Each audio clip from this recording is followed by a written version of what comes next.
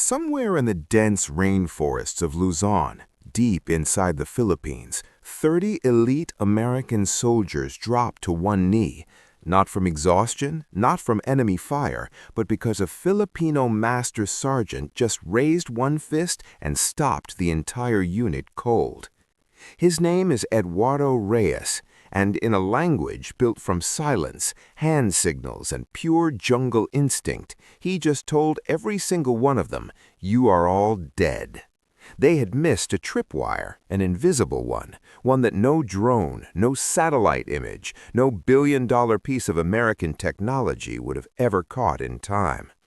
And every one of those soldiers, trained by the most powerful military force on planet Earth, looked at this one man and said three words, "Teach me everything."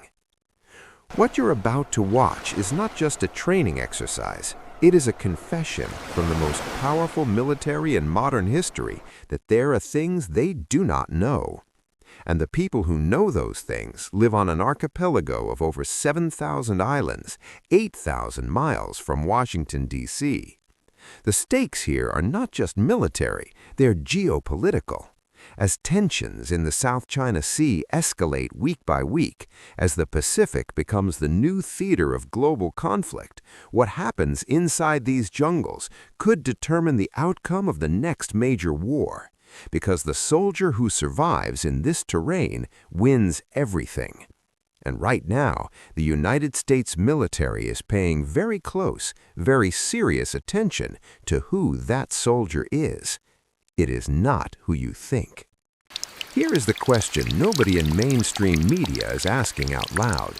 Why would the world's most technologically advanced army travel thousands of miles to a developing nation to be trained by soldiers who earn a fraction of their salary? That question should stop you because the answer dismantles nearly everything you thought you knew about military superiority. Most people assume modern warfare is about firepower, about AI targeting systems, about precision-guided missiles that land within 3 meters of a target. But here is where it gets genuinely interesting. None of that works in a triple canopy jungle. The rainforest absorbs radio signals, it disables radar, it swallows visibility completely, and in one moment, the billion-dollar technological advantage simply disappears. What replaces it? Knowledge. Ancient, earned, irreplaceable, generational knowledge. To understand why this is happening today, you need to go back, not just years, but generations. The Philippines and the United States share one of the most complex, most layered military relationships in modern history. It began with colonization. It deepened through World War II, when Filipino and American soldiers fought side by side against Japanese imperial forces in conditions so brutal that the Bataan Death March became one of the darkest chapters ever recorded by any military. But here's what history remembers less. Filipino guerrilla fighters, armed with almost nothing, held terrain that the Japanese army, with all its power, could not take. They knew every route, every river bend, every shadow in those mountains. That knowledge saved American lives then, and it is saving them again now, in a different century, against a different kind of threat. The Philippine jungle is unlike any other environment on Earth. It is alive in a way that feels almost personally hostile to an outsider. The canopy is so dense that at high noon, in the middle of the day, the ground below sits in near darkness. Insects, venomous snakes, wild boar, flash floods that arrive in minutes, terrain that literally shifts underfoot. It is a living, breathing obstacle course that does not care how advanced your equipment is. Staff Sergeant Marcus Webb, a 10-year veteran of the 75th Ranger Regiment who completed 3 combat tours in Afghanistan, said this in an interview that was barely picked up by any major outlet. "Afghanistan was the hardest thing I had ever done. The Philippine jungle made Afghanistan feel like a training simulation." That one sentence should tell you everything you need to know. The United States military has jungle warfare doctrine, They have manuals, field guides, laminated protocols. What they do not have, what no printed manual can ever manufacture, is generational muscle memory. The Filipino Scout Rangers, established in 1950, are widely regarded as the finest jungle combat unit in the entire world, not in Southeast Asia, in the world. They have been operating in this specific terrain for over 70 years, tracking armed insurgents through canopied rainforest, navigating without GPS, reading the land the way most people read a map on a phone screen. Lieutenant Colonel Diane Foster, a U.S. strategic advisor embedded with joint forces during the 2023 Balikatan exercises, put it plainly in her post-deployment briefing. "We don't send troops here to show them how. We send them here to find out how." That distinction, that single distinction, is everything. This is where the story becomes human. Meet Marcus Webb, 34 years old, from Atlanta, Georgia. 2 Purple Hearts. A quiet man who chooses his words the same way he chooses his footing, deliberately and without waste. He arrived in Palawan in February expecting standard joint drills. He left 3 weeks later, unable to sleep comfortably in a regular bed because the jungle floor had recalibrated his body from the inside out. Now meet Master Sergeant Eduardo Reyes, 38, from Zamboanga City. Eddie, as his unit calls him, learned to move through dense forest before he ever learned to drive a car. His father was a scout ranger. His grandfather fought the Japanese in Leyte. The jungle is not Eddie's training ground. It is his inheritance, his language, and his birthright. The moment these 2 men shook hands, something shifted between them. Neither of them could name it yet. Day 1, 0400 hours. The Americans were already exhausted before sunrise, not from combat, not from PT, but from the night itself.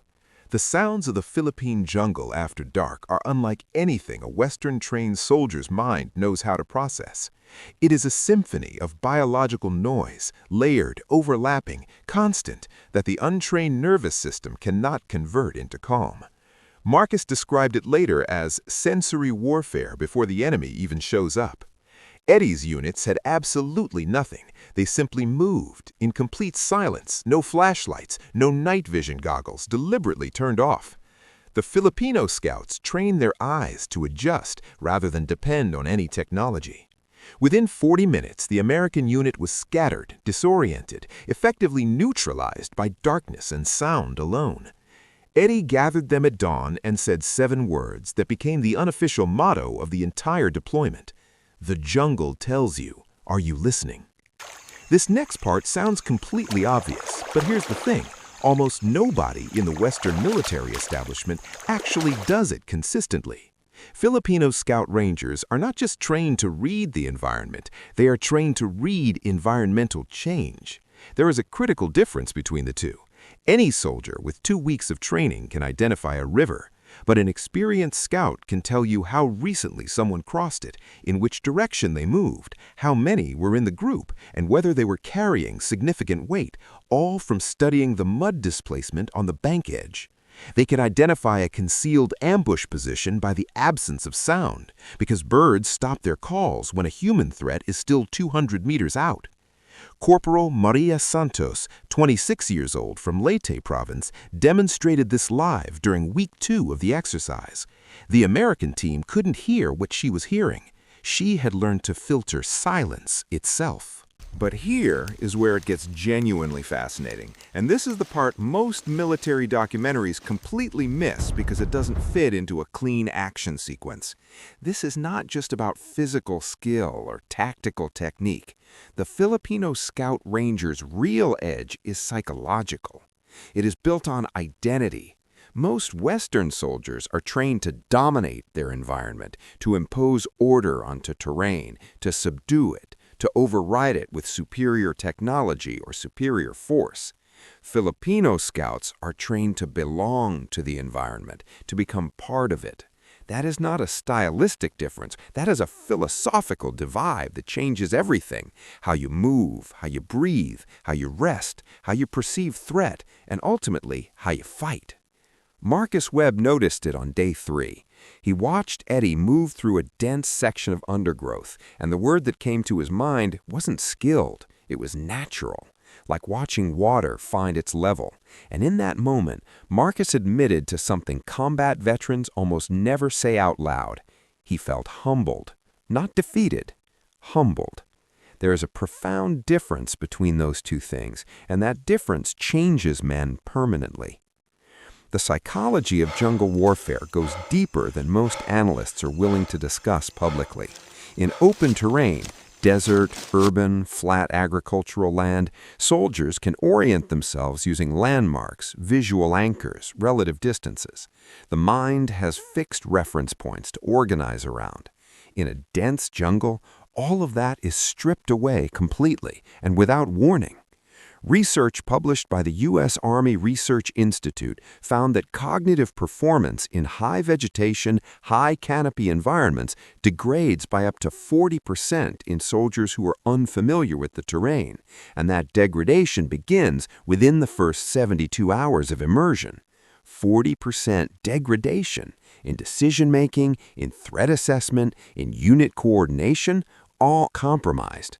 But Filipino Scout Rangers show no measurable degradation because their nervous systems have been calibrated over years of deep immersion to process that environment as home. What the Americans were experiencing as chaos, Eddie's unit was processing as clarity. The jungle wasn't disorienting them, it was actively orienting them. Here's something the general public almost never gets to see because it exists entirely outside of any official military publication. There is a navigation method passed down orally through Scout Ranger generations, practiced for decades, never formally written into any NATO manual, called dead reckoning by canopy pattern. By reading the angle, density, and natural spacing of the forest canopy directly overhead, an experienced scout can estimate compass direction within 5 degrees of accuracy without any instrument. No compass, no GPS, no device of any kind. Marcus watched Eddie do it on day 8. He asked to be taught. Eddie taught him that same afternoon, showed him exactly what to look for, exactly how to read the layering of leaves and light. When Marcus tried it alone, he was off by 40 degrees. After 2 focused weeks of daily practice, he had reduced his error to 12 degrees, real measurable progress, but also a humbling reminder of the gap. "I have been doing land navigation for 10 years, Marcus said. Eddie does it with his eyes closed, and his eyes are never actually closed. History is not subtle about the lesson this story is teaching. During World War II, Filipino guerrilla fighters operating under leaders like Colonel Ruperto Canglian and supported by American officers like Colonel Wendell Furtick held entire islands against Japanese imperial occupation using the jungle as their primary weapon. They did not outgun the Japanese. They had almost nothing compared to Japanese military firepower. What they did was outnavigate them, outweight them, outthink them through the land. The Japanese, despite overwhelming military and numerical superiority, could not root them out of terrain that the Filipinos knew from birth. That same dynamic echoed through the decades that followed, through the Huck Rebellion of the 1950s, where Scout Rangers developed counterinsurgency methods still taught in military academies around the world today. These are not historical footnotes, they are operational blueprints still in active use. The Philippines did not learn to fight in the jungle. The Philippines invented the way that fight is fought. And now, the moment this entire story has been building toward, the moment that changes the frame completely. On day 17 of the joint exercise, the roles were formally reversed. The Filipino scouts stepped back and asked the American team to lead a full simulated extraction mission without any Filipino guidance, without any assist. Marcus took point. His team was disciplined, solid, well-drilled by any standard measure. They executed the mission cleanly by the book. They completed it. But when Eddie's team delivered the debrief, they documented 11 instances of unnecessary noise that would have revealed position, 3 positional errors under canopy, 2 missed indicators of simulated enemy presence, and 1 critical moment where the entire unit clustered together in a fatal grouping that in live combat would have eliminated them in a single detonation. Then Eddie's squad ran the identical mission, in complete silence, in exactly half the time. 0 errors flagged. The Americans stood in a loose line and watched the debrief in total silence. And then something happened that broke every protocol. Hardened, decorated combat veterans started to applaud, not politely, genuinely, because what they had just witnessed wasn't skill, it was mastery. And they knew the difference. Let's talk numbers, because the data behind these exercises is striking and almost entirely absent from major news coverage. The Balikatan exercises, the annual large-scale joint U.S.-Philippine military drills, have been running in some form for decades. In the most recent major iteration involving over 17,000 personnel from both nations, post-exercise evaluations documented that American combat units who trained directly alongside Scout Ranger units improved jungle movement efficiency by 31% and threat identification response speed by 22%, both measured within a 3-week training window. 22% improvement in 3 weeks. For comparison, standard U.S. jungle warfare training conducted at Schofield Barracks in Hawaii typically requires 12 full weeks to achieve comparable performance gains, and even then without the terrain specificity that only the Philippine environment provides. That 9-week efficiency gap, compressed by real jungle immersion with genuine experts, is the entire argument for why these bilateral exercises exist, and why, year after year, they are getting larger. Now here's the twist, the thing that makes all of this immediately, viscerally urgent. And this is the part that should make you stop whatever else you are doing. China has spent the last decade systematically militarizing the South China Sea. Artificial islands built on contested reefs, missile battery installations, naval blockades enforced against Filipino fishing vessels in waters internationally recognized as Philippine territory. The Philippines sits at the absolute center of this unfolding strategic storm. But here is what Beijing's long-range planners may have critically underestimated. The same dense, layered, unforgiving jungle terrain that makes the Philippine archipelago extremely difficult to defend against conventional naval assault also makes it extraordinarily difficult to invade, occupy, and hold. Any ground force that attempted to move through Philippine territory would face precisely the same problem the Japanese Imperial Army faced in 1942. You are not just fighting the soldiers, you're fighting the land itself. And nobody in the world fights that land better than the people born inside of it. This part of the story matters deeply because it's about something larger than battlefield strategy. When Master Sergeant Eduardo Reyes walks into a joint training exercise with American forces, he does not walk in as a secondary partner. He does not walk in as a gracious host. He walks in as the leading expert in the room. And that identity shift, that fundamental repositioning of who holds the knowledge, resonates far beyond military doctrine. There is a Filipino phrase that carries enormous weight inside Scout Ranger culture, handa na, which translates roughly as "I am ready." But in Filipino culture, it does not mean merely physically prepared. It means spiritually grounded, mentally anchored, environmentally integrated, whole. Corporal Maria Santos has it tattooed on her right forearm. She got it the day she completed Scout Ranger qualification, a course that fewer than 12% of all candidates who attempt it ever finish. That tattoo is not decoration, it is personal doctrine. And every American soldier who trains alongside her goes home carrying something they could not have learned from any manual printed anywhere in the world. Here is where all of this is heading, and you need to pay close attention to this because it is unfolding right now.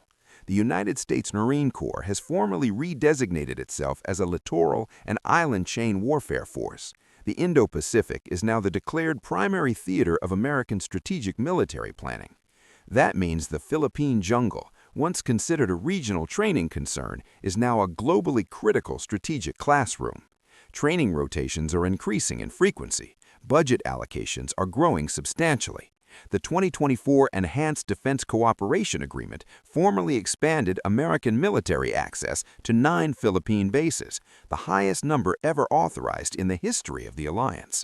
This is not a relationship of convenience or diplomatic courtesy. This is a structural, foundational shift in how Western military power understands what the next major theater of conflict will look like. And the curriculum for that conflict is being written in the language of bird calls, canopy light angles, and mud-banked footprints that Marcus Webb is only just beginning to read fluently. So, who really knows the jungle? We came into this story with that question framed as complicated, layered, politically sensitive. It is not complicated at all. The Filipino Scout Ranger knows the jungle because the jungle is not a separate thing from his identity, from his history, from his family name, from his will to survive and protect. For Eduardo Reyes, this is not doctrine, it is not training, it is DNA. It is inherited memory passed through blood and practice across generations of men and women who never had the luxury of forgetting where they came from. But here is the final loop, the thing that rewards you for staying with this story all the way to this moment. Marcus Webb returned to Atlanta after that deployment. He was invited to speak at a U.S. Army Senior Leadership Symposium months later. Packed room, decorated generals, full brass. They asked him about artificial intelligence in warfare, about drone swarm strategy, about next-generation surveillance. He addressed all of it with precision, but the slide that produced the longest silence in that room, the one that made generals visibly lean forward in their chairs, was a single photograph. Eduardo Reyes, barefoot in the jungle, moving. The caption Marcus chose for that slide read, "The future of warfare is already walking." The jungle is not waiting. If conflict comes to the Pacific, and every credible strategic analyst says the conditions are being built, it will be won or lost in terrain that most military planners have only studied in reports. The Philippine archipelago is not simply a training ground, it is a living classroom for a form of warfare that no technology created in any lab has yet made obsolete. And the men and women who teach there, scouts, trackers, rangers, inheritors of a knowledge system older than any military manual, they are the curriculum itself. If this story changed how you think about power, about expertise, about who the real authority in the room actually is, share it with someone who needs to see it. Hit the like button if this earned it. And stay close, because our next video breaks down the exact techniques that Scout Rangers use in the field, the specific methods not published in any NATO or U.S. military manual. Comment "Teach me" below right now if you want early access before we release it. The jungle is still speaking. The only question left is the same one it has always been. Are you listening?